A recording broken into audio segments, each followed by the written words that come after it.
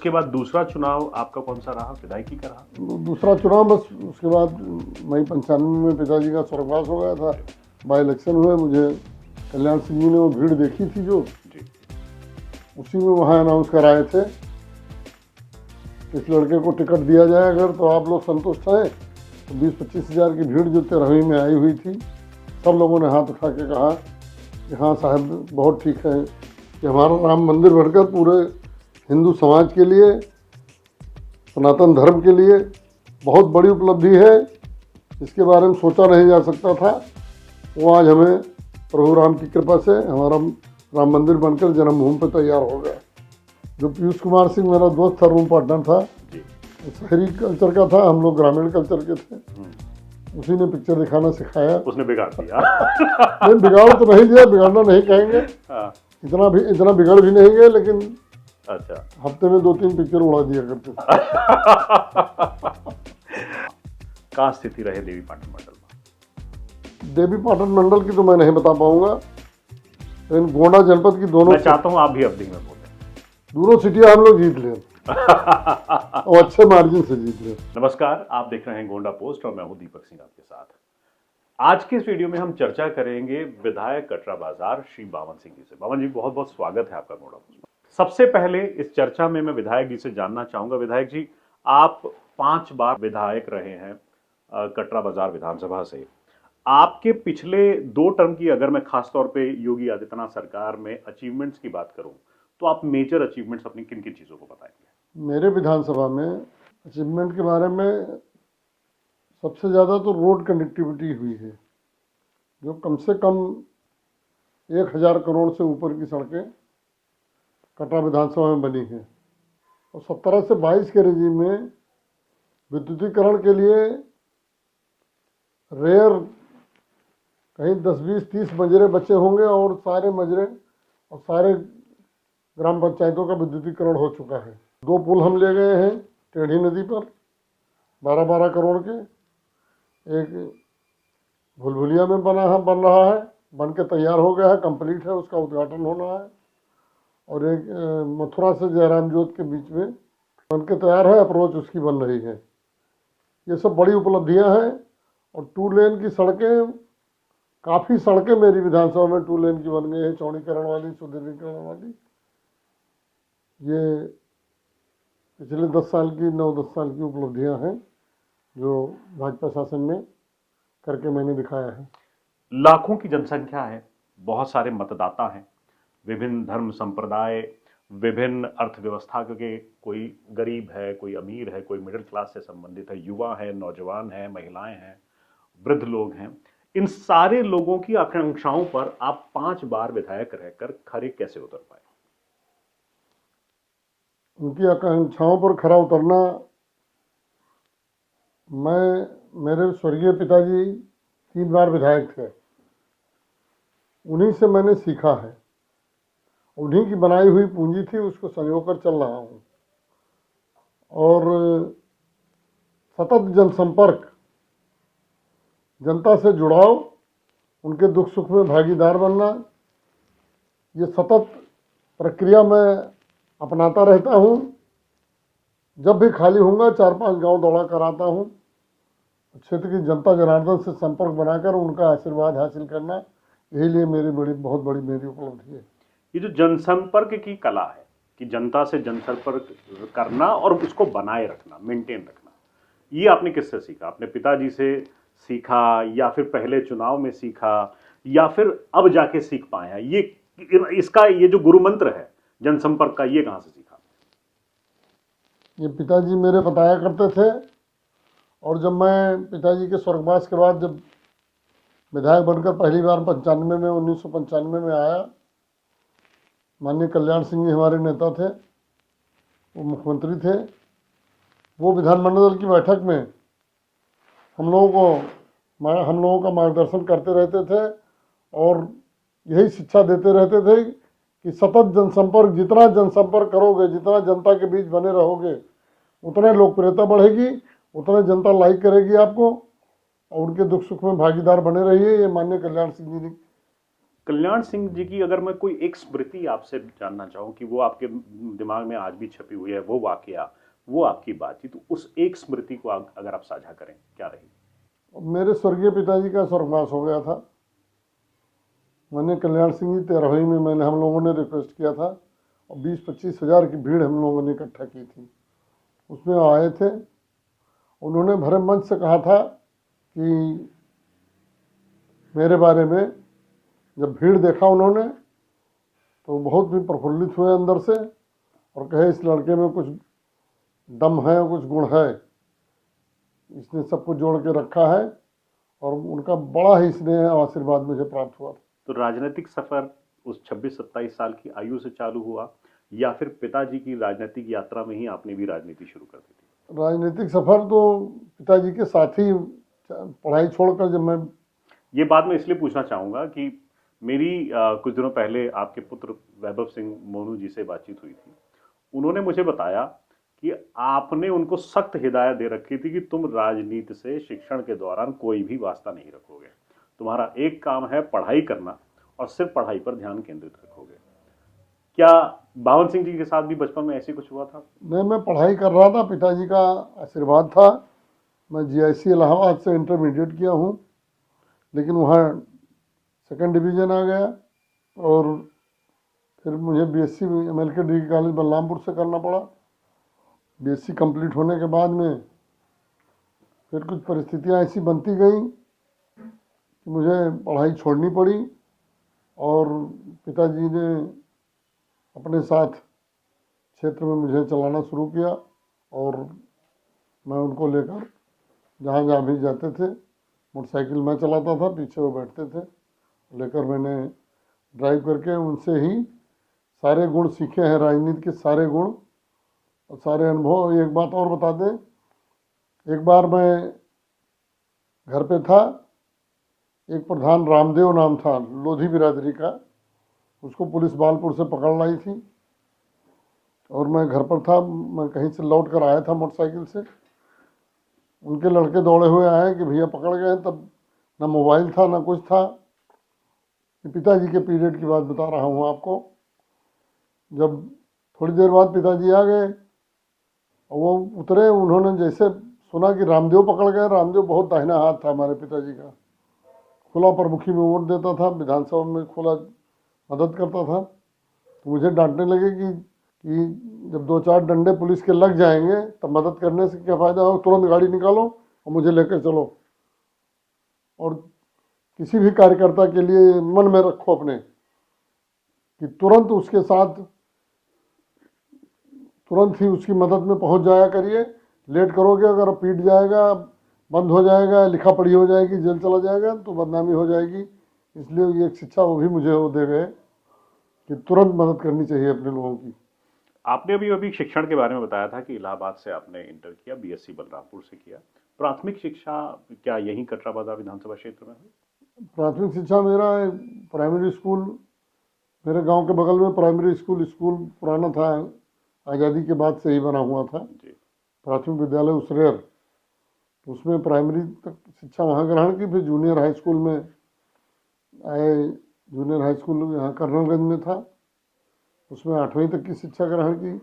फिर 9th और 10th Kanhaiyalal inter college में, वहाँ से फर्स्ट डिवीज़न पास हुआ। फिर वहीं से मेरे पिताजी और एक मेरा दोस्त था मोहन सिंह नाम, पीयूष कुमार सिंह नाम था, मोहन सिंह, वहीं पे एक लेक्चरर थे बच्चन जी, उनका लड़का था। दोनों लोग फर्स्ट डिवीज़न हाई स्कूल में पास हुए थे। उन्होंने इलाहाबाद उनको भेजा, मुझे मेरे पिताजी ने भेजा। हम लोग हॉस्टल में GIC में 2 साल रहकर। इलाहाबाद ही इंटर करने क्यों गए, कुछ विशेष कारण? विशेष कारण यही था, तो इलाहाबाद का बहुत बड़ा क्रेज था उस समय, वहीं से लोग निकलते थे, आगे जाते थे। आपने भी सोचा था कि हम भी सोच कर गए थे उसी में। अच्छा। कि हम लोग भी करेंगे, लेकिन कुछ लापरवाही हम लोगों से थोड़ा बहुत हुई। डिवीज़न सेकंड हो गया, वहाँ यूनिवर्सिटी में एडमिशन नहीं मिल पाया कि हम लोग यूनिवर्सिटी में BSc वहीं इलाहाबाद यूनिवर्सिटी से करें। लापरवाही जैसे मतलब पिक्चर देखने जाते थे, घूमने फिरने जाते थे? हाँ, कुछ थोड़ा बहुत तो जरूर जरूर। पढ़ाई के बाद जब आते थे तो वो जो पीयूष कुमार सिंह मेरा दोस्त था, रूम पार्टनर था जी, वो शहरी कल्चर का था, हम लोग ग्रामीण कल्चर के थे। उसी ने पिक्चर दिखाना सिखाया। उसने बिगाड़ दिया। नहीं, बिगाड़ तो नहीं दिया, बिगाड़ना नहीं कहेंगे, हाँ, इतना बिगड़ भी नहीं गए, लेकिन अच्छा। हफ्ते में 2-3 पिक्चर उड़ा दिया करते थे। अच्छा विधायक जी, तब तो देखते थे पिक्चर, अब देखने का मौका मिलता है? अब रेयर, कभी महीने 2 महीने पर कोई अच्छी पिक्चर आई, बड़ा नाम सुना गया तो भले ही चले जाए थिएटर में, नहीं तो यहीं टीवी पर। अंतिम पिक्चर आपने सिनेमा हॉल में कौन सी देखी होगी? गदर 2 गदर 2 देखी, पसंद आई आपको? पसंद आई, ठीक है। ठीक है। आपके मन में पहली बार राजनीति के अंदर एज अ जनप्रतिनिधि कूदने का ख्याल कब आया? एक गौरवा खुर्द संघ है कोऑपरेटिव का, जी। तो संघ का अध्यक्षी का चुनाव हुआ, उसी में अपने लोगों ने मुझे उसमें लड़ाया चुनाव में। और एक हमारे स्वर्गीय मुरलीधर द्विवेदी जी, जो पूर्व हमारे पिताजी के कंटेस्टेंट थे, ओपोनेंट थे आपके? अपोनेंट थे, हाँ, वो कांग्रेस के थे। जी। तो उनके सगे समधी, उसमें बड़ा कद था, वो विधायक थे वर्तमान, और पिताजी हमारे ब्लॉक प्रमुख थे। तो उनसे चुनाव हुआ, लेकिन मात्र 3 वोट हो पाए, 12 या 14 वोट थे, 11 वोट आपका प्रथम चुनाव था? प्रथम चुनाव था। उसके बाद वहीं से मैं जिला सहकारी बैंक का उपाध्यक्ष बन गया गोंडा में। फिर बाबू महेश्वर दत्त सिंह अध्यक्ष थे, उनका स्वर्गवास हो गया था, तो 1.5-2 साल के लिए मैं जिला सहकारी बैंक का अध्यक्ष भी रहा। उसके बाद दूसरा चुनाव आपका कौन सा रहा? विधायकी का रहा? दूसरा चुनाव बस उसके बाद मई 95 में पिताजी का स्वर्गवास हो गया था, बाई इलेक्शन हुए, मुझे कल्याण सिंह जी ने वो भीड़ देखी थी जो, जी। उसी में वहाँ अनाउंस कराए थे कि इस लड़के को टिकट दिया जाए अगर, तो आप लोग संतुष्ट हैं। तो 20-25 हज़ार की भीड़ जो 13वीं में आई हुई थी, सब लोगों ने हाथ उठा के कहा कि हाँ साहब, बहुत ठीक है, बावन भैया का टिकट दी जाए। क्या आपने टिकट मांगा था? नहीं, टिकट मैंने मांगा नहीं था। मांगा नहीं था। मुझसे माननीय सतदेव सिंह हमारे नेता हुआ करते थे, सांसद थे, उन्होंने कहा था कि लड़ना चाहते हो तो हम कहें बिल्कुल आप लड़ाएंगे आप लोग। लेकिन कल्याण सिंह जी वही मंच से बोल के गए थे कि और कोई और दूसरा मांग नहीं रहा था बाई इलेक्शन में, मुझे सीधे टिकट मिला आपके आशीर्वाद से। बड़ा तांडव हुआ, सपा की गवर्नमेंट थी 95 में, मुलायम सिंह जी 5 बार हेलीकॉप्टर से गए क्षेत्र में और कहा कि खजाने का मुंह हम कटरा की तरफ खोल देंगे, आप लोग सपा को जिताइए। यही मुनीम जी जो जीवन भर कांग्रेसी थे, ये सपा से इनको प्रत्याशी बना दिए दल बदल करा के। लेकिन मेरे पिताजी के प्रति जो जनता में सहानुभूति थी, तथा मुनीम जी जो पूर्व विधायक थे, उनका दल बदल, 2 उत्तर वो जनता को नहीं दे सके थे। आपके आशीर्वाद से छांट कर यादव मुस्लिम लगाए गए थे बूथों पर, खूब बूथ कैप्चरिंग कराई गई। लेकिन ऑब्जर्वर एक भगवान के रूप में गुजरात से आए हुए थे, उन्होंने 13-14 बूथ, हम लोगों ने कंप्लेंट डाली, 13-14 बूथ रिपोल करा दिए, वो रिपोल हो गए, जिससे वोटों का अंतर दोबारा जब रिपोल में पोल हुआ तो घट गया। ने पहले छाप लिए थे, बक्से में भरा हुआ था सपा का वोट, लेकिन जब रिपोल हुआ तो रिपोल में पोलिंग परसेंटेज घट गई और 901 वोट से मैं केवल मात्र किस्मत में था मेरे, आपके आशीर्वाद से सबके। तो बड़ा खतरनाक चुनाव रहा होगा, बहुत रिपोलिंग हो खतरनाक, रही है, बहुत खतरनाक। मुख्यमंत्री स्वयं दौरा कर रहे हैं, 5-5 बार हेलीकॉप्टर से हाँ, दौरा किया जा रहा है। लेकिन माननीय कल्याण सिंह जहाँ 5 स्थानों पर वो गए थे एक ही दिन, और एक ही दिन सुबह वो 10 बजे से शुरू किए और शाम को 9:30-10 बजे रात तक 5 स्थानों पर एक ही दिन में बाईकार दौड़ा करके उन्होंने 5 सभाएं कर दी। इतना इसने उनका मिला मुझे। जब ये आपका पहला चुनाव विधायकी का था, इससे पहले विधायक आपके पिताजी रहे थे, कहीं उनकी कमी खलती थी आपको उस चुनाव में? अब उस चुनाव में तो कमी खलती ही थी कि पिताजी होते तो और मजा आता। नहीं, पोस्टर उनका लगा हुआ था, उनका पोस्टर उसी बीच में गोद में मेरा छोटा सा पोस्टर लगा हुआ, तो बहुत लाइक किया लोगों ने। बहुत औरतें, जनता तो रोने लगती थी जब गोद में लिए बैठाए पोस्टर से। पहले पोस्टर लगते थे, अब कहाँ पोस्टर तो लगता नहीं है, चुनाव की इतनी शक्ति है। जब वो चुनाव परिणाम की घोषणा हुई, इलेक्शन का डे है, मेहनत जो है कई दिनों की जो है पूरी हो गई, आप विधायक बन गए, क्या भावनाएं चल रही थी? पिताजी को याद कर रहे थे, परिवार में अंदर क्या भावनाएं थी? नहीं, परिवार ने भी हमारे बहुत दम लगाया, सभी लोग जुटकर, मेरी माता भी निकल कर वोट मांगने गई, सभी लोग, पूरे परिवार के भाई लोग, सभी लोगों ने जी जान से, समर्पित भाव से, और पार्टी ने बाहर से, बहराइच से, गोंडा के कई विधायक थे, सबको ड्यूटी लगा रखी थी।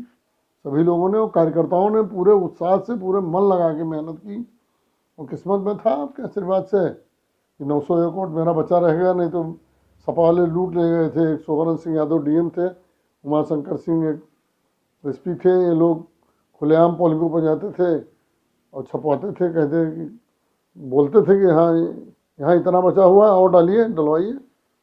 इस तरह के खुलेआम तांडव, गुंडागर्दी का साम्राज्य था सपा के राज में, लेकिन किस्मत में मेरे था। एक और आपकी किस्मत की बात करेंगे हम।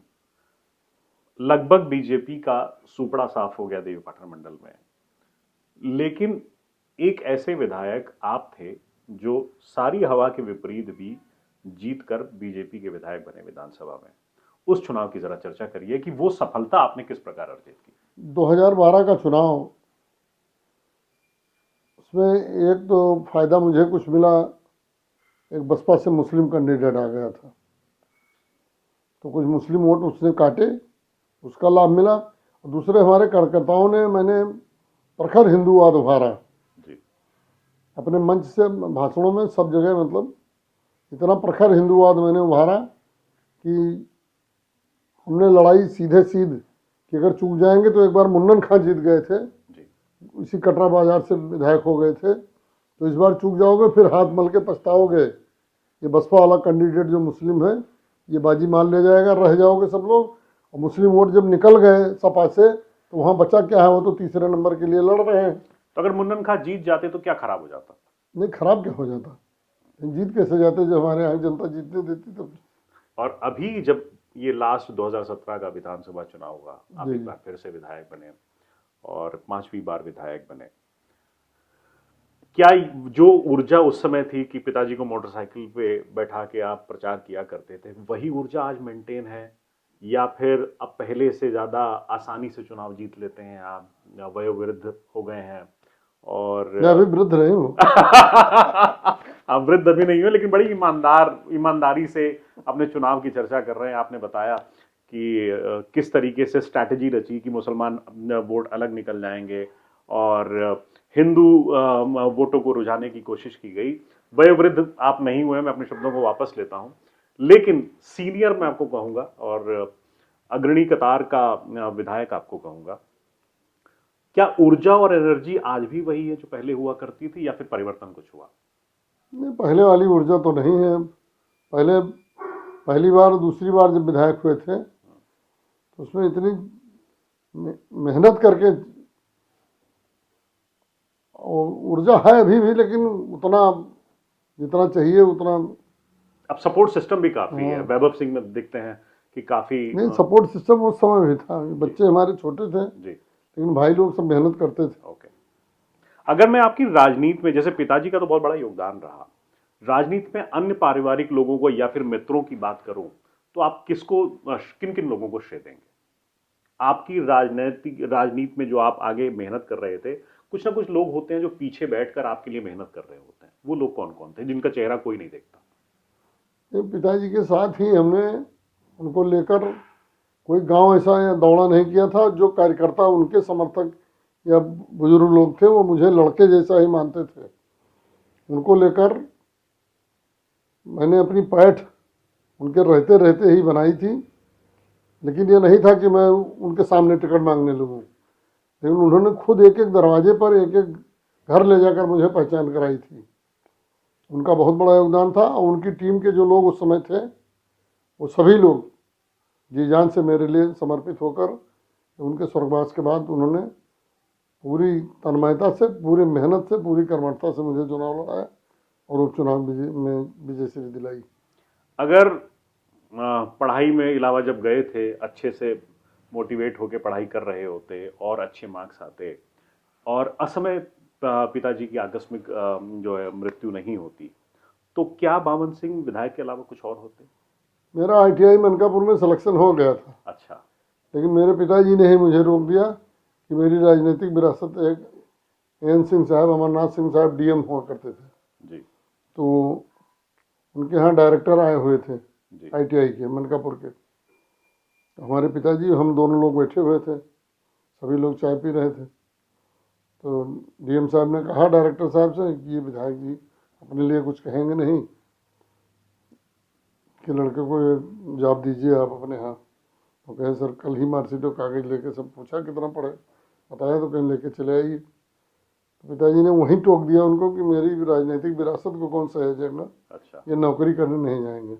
आपका क्या मन था, नौकरी करने का था या नहीं? नहीं, हम तो कुछ दिन कंपटीशन की तैयारी किए हैं। अच्छा, BSc करने के बाद कोचिंग किए, MBBS की तैयारी किए, कोचिंग एग्ज़ाम भी दिए। और एक मेरा बलरामपुर MLK कॉलेज में हमारे दोस्त थे डॉक्टर मोहन पाणे, जिनका जी जी इस जी, समय SCPM नर्सिंग होम चल रहा है जी। बहुत बड़ा। तो वो अपने नाना के नाम से स्वतंत्रता संग्राम सेनानी वाला बनवाए हुए थे। हम लोग रूम पार्टनर थे, साथ में CPMT का एग्ज़ाम दिए। कई लोगों की पोल खोल हो रही है। ON पांडे ने स्वतंत्रता संग्राम सेनानी का उनको फायदा मिला और हाँ, तब अपने उनका नाना सिलेक्शन के नाम से बनवाए हुए थे, उनको जनरल कैटेगरी में उनका सिलेक्शन हो गया। जी। हमारी जनरल में 30-40 नंबर की मेरिट और आई गई, हम लोग रह गए। अच्छा, मतलब अगर एक और कंपटीशन देते तो शायद आज बावन सिंह डॉक्टर बावन सिंह होते हैं। लेकिन हम अपना नहीं बन पाए, लेकिन अपने बेटे को तो मैंने डॉक्टर बनाया, लेकिन किस्मत में नहीं था, दुर्भाग्य था। जी जी जी। दुर्घटना हो गई, क्या बताया जाए। अब जैसे मैं ये दुर्घटना की मतलब चर्चा नहीं करूंगा, लेकिन स्टिल आप 5 बार के विधायक हैं, कमी किस चीज की खलती है? सब कुछ है, संपन्नता है और नाम आपका इतना बड़ा है, विधानसभा में सम्मान के साथ लिया जाता है, सीनियर मोस्ट विधायकों की लिस्ट में आपका नाम आता है और ईमानदार छवि है, लोग ग्राउंड से जुड़े हुए लोग आपकी तारीफ करते हैं, लेकिन कुछ खलता है, आपको कुछ कमी लगती है? खलता कमी वही बेटे वाली कमी खलती है। बहुत होनहार बेटा था मेरा, और वो आज होता तो हम लोग कहीं और बहुत आगे होते। बहुत ही कर्मठ, बहुत हिम्मती और बहुत बहादुर पुत्र था मेरा वो। वैभव को आप आगे कैसे देखते हैं, उनकी राजनीतिक यात्रा या उनके जीवन में आगे कैसे देखते हैं? अभी वैभव को आगे ले जाना चाहते हैं, पार्टी का आशीर्वाद मिलेगा तो ये भी आगे जाएंगे। लगे हुए हैं जनता के बीच में, कार्यकर्ताओं के बीच में। जब मैं यहाँ चला आता हूँ, ये वहाँ जाते हैं, तो सेवा में उतने अपना एफर्ट पूरा देने की कोशिश करते हैं। मेरी बात हुई थी वैभव से, तो वो जैसे मैंने आपको पीछे भी वीडियो में मैंने चर्चा करी थी कि वो उन्होंने मुझे बता रहे थे कि आप उनको आदेश देते थे कि तुम सिर्फ पढ़ाई पे ध्यान केंद्रित करो, मेरे नाम का दुरुपयोग कभी नहीं करना, मेरे नाम के बारे में कभी किसी का नाजायज फायदा मत उठाना। तो वो ऐसी और क्या शिक्षा आप आने वाली और पीढ़ियों को देना चाहेंगे, सिर्फ अपने पुत्र को रही, ताकि गोंडा के जो युवा हैं जो इस वीडियो को देख रहे हैं, जो गोंडा पोस्ट को देखते हैं, उनका भी सही मार्गदर्शन रहे, वो सब भी सही कर्तव्य पथ पे चले? एक बार एक सज्जन ने कहा मुझसे, पिताजी आपके हैं, विधायक हैं, सब कुछ हैं, प्रमुख रहे हैं, सब कुछ, लेकिन आप क्या हैं? वही मैं वैभव से भी मैंने इन लोगों को, मैं पढ़ाई के क्षेत्र में ही बड़े वाले बेटे को मैंने डॉक्टर बनाया MBBS। इन लोगों को मैं पहले से ही दबाव बनाए रहता था कि राजनीति में सबका भविष्य नहीं है। जी, और आप में जो मुख्य सवाल था कि युवाओं को आप क्या सलाह देंगे कि वो उनका भी करियर एक सही दिशा में चले? यही संदेश है कि न रोजगार मिले तो स्वरोजगार में उतर जाएं, कुछ करें, खाली न बैठे रहें। जितना लगन और मेहनत से वो अपना काम करेंगे, उसी में आगे बढ़ जाएंगे। वो 4-5 लोगों को रोजगार देने लायक बन जाएंगे। हर क्षेत्र में अपने समय की कीमत समझें, समय का मूल्य समझें और लक्ष्य बनाकर सारे युवा साथी, हमारे युवा भाई, इस देश को ऊपर ले जाने के लिए, देश को विकसित राष्ट्र बनाने के लिए अपनी क्षमता और कर्मठता से कोई भी काम करेंगे, उसमें सफलता जरूर मिलेगी, वो जरूर आगे बढ़ जाएंगे। यही मेरा संदेश है, यही शुभकामना है उनके लिए। अब एक सवाल हम गोंडही में आपसे करब कि अवधि भाषा में कि लोकसभा 2024 के चुनाव में का स्थिति रहे देवी पाटन मंडल में? देवी पाटन मंडल की तो मैं नहीं बता पाऊंगा, लेकिन गोंडा जनपद की दोनों, मैं चाहता हूं आप भी अवधि में बोले। दोनों सीटियां हम लोग जीत लें और अच्छे मार्जिन से जीत लें। और मुख्य चुनावी मुद्दा का रही? मुद्दे तो बहुत हैं। इस समय विकसित भारत यात्रा, जो संकल्प यात्रा चल रही है, जी, उसमें हर गांव में चौपाल लग रही है, मोदी जी का रथ घूम रहा है, उसमें तमाम काम वैसे ही उसमें भरे पड़े हुए हैं जितने काम मोदी जी ने करके आम लोगों के लिए, गरीबों के लिए, पिछड़े वर्ग के लिए, महिलाओं के लिए, युवाओं के लिए, किसानों के लिए, सबके लिए जो उन्होंने किया है, तो उसमें कुछ बताने की ज़रूरत नहीं है। वहाँ हम लोग जाते हैं उस कैंप में और हाथ उठवा के मोदी जी के लिए आशीर्वाद मंगवा लेते हैं। हर गांव में 200-250 लोग लाभ पाए हुए हैं सारी योजनाओं का, वो हाथ उठा के कहते हैं भैया कोई ऐसा प्रधानमंत्री न हुआ है न होगा। तो चुनाव की तैयारियां चालू हो गई चालू हैं, है। आप लोग एक्टिव हैं। हम भाजपा की तरफ से पूरा कैंडिडेट चाहे जो कोई भी हो, आपका पूरा जो है ध्यान 2024 पे। कैंडिडेट आ जाएगा, चुनाव तैयारियां भाजपा कर रही है, शुरू कर चुकी है। ओके। और अंतिम सवाल मेरा, राम मंदिर 2024 जनवरी 22 तारीख, आपकी क्या तैयारियां हैं राम मंदिर उद्घाटन से संबंधित? अब जैसा हमारे संघ और विश्व हिंदू परिषद की तरफ से, पार्टी की तरफ से जो निर्देश आएगा वो पूरा हम लोग करेंगे। राम मंदिर में प्रभु श्री राम बहुत जीवन में हम लोग नहीं सोचे थे, तमाम बुजुर्गवार चले गए, लेकिन हम लोगों के सौभाग्य में था कि राम मंदिर बन के तैयार होगा, हम लोग तो रामलला के दर्शन करने चलेंगे। बड़ी खुशी की बात है, हम लोग दर्शन करने जाएंगे। जैसा निर्देश पार्टी और RSS हमारा जो मातृ संगठन है, मेन संगठन है, उससे जो निर्देश आएगा कि ये करना है सारे विधायकों को, उस हिसाब से हम लोग 22 की पहले तैयार होकर पहुंच जाएंगे सर। 2000 जब ये राम मंदिर आंदोलन शुरू हुआ था तो आप युवावस्था में थे, तब क्या आयु रही होगी जब ये बाबरी मस्जिद ढांचा गिरा था? उस समय जब भारतीय जनता पार्टी प्रखर होके राम मंदिर की डिमांड करती थी, तब तो 31-32 साल रहे होंगे 32 साल। जी।